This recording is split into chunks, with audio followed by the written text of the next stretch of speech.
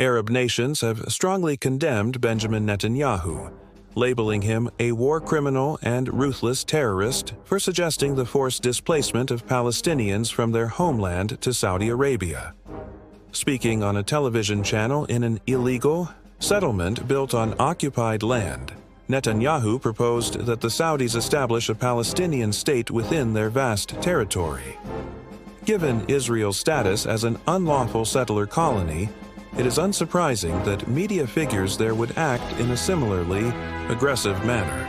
The interviewer, unsurprisingly, responded with enthusiasm, calling the proposal worth exploring. This interview mirrored the approach taken by many BBC journalists when discussing Gaza, blurring the distinction between once respected media outlets and those known for spreading propaganda.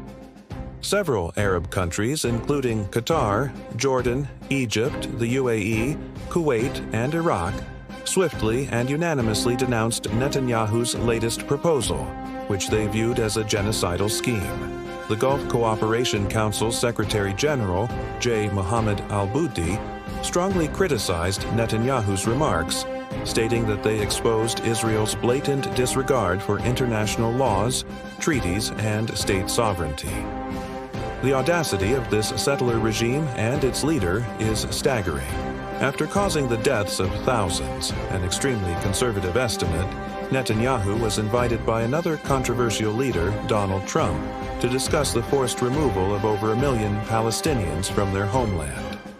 Western media, which claims to uphold civilization and fairness, largely ignored this outrageous proposition. One BBC presenter even repeated Trump's remarks, which amounted to advocating crimes against humanity, during an interview with an Egyptian guest. She asked whether Egypt would accept large numbers of Palestinian refugees while Gaza was being rebuilt, as if forced displacement were a reasonable solution. The guest rightly countered that Palestinians themselves should be the ones to rebuild Gaza. Despite the insensitive nature of her questioning, this journalist remains employed, funded by British taxpayers, many of whom would likely be appalled by her actions.